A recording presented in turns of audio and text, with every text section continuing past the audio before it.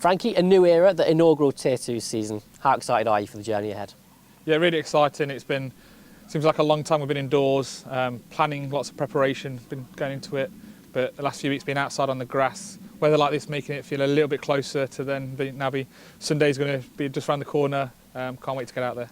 It's starting to feel real now, but so much work has gone in, as you mentioned, over the winter months, both with the training, also the squad assembly as well, having to choose between new recruits and the existing squad as well. How happy are you with the preparation you've had? Yeah, it seems like it's been a long process. We've seen a lot of players that have expressed an interest in playing for Leicestershire, which has been great to see. But then it becomes logistical to try and get everybody seen and whittle that down. Where now we're really happy with the sort of 17 players that we've currently got. Really high competition for places. We've got what we feel really good depth in all areas. Really difficult to select a team out of that, but that's what we want as a coaching team, is those really tough decisions to have to make. Yeah, 13 in contention for this game. I imagine that was really tough for you and the selection team to choose that core, but it's a very strong group to get us underway. Yeah, we've literally had every player available for the first game of the season. And normally, you'd have a couple that were unavailable, the odd injury, but now we've had all 17. We're in contention, so it's been really difficult to whittle that down to just the 13 to make up the sort of matchday squad, and then it's going to be even harder to try and pick that final 11 to take the field for that first game. And 5 new names in the squad. Talk us through what Emma Thatcher, Laura Crofts, Ellie Phillips, Francesca Sweet and Holly Whitfield will add to your group. Yeah, really excited about Emma. So Emma's joined us from Derbyshire, left arm seamer, leading wicket taker in the country for the women's game last year. So I'm hoping that she can replicate that.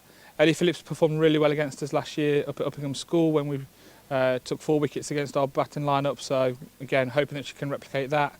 Crofty brings that bit of experience. So we've got a blend of players that have been around quite a while and got a lot of games under their belt, with a lot of new players. So the learning that she's got from playing Kia Super League standard, she can bring that into the team. Ellen Watson coming in, international experience with Scotland, and the learnings that the rest of the guys can get from that is going to be really good into that. So yeah, there's a lot of things into that that we can take into the next level of how we go into that sort of international sort of standard of cricket.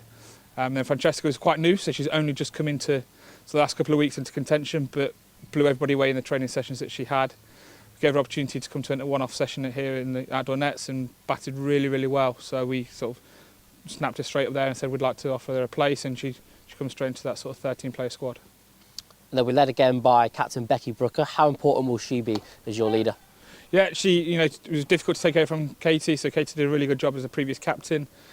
When Katie sort of had to step down because of having a baby, Brooker was the one that went to as sort of a leader previously in Lincolnshire, and obviously she was fairly new to Leicestershire, but she's got a lot of really good characteristics.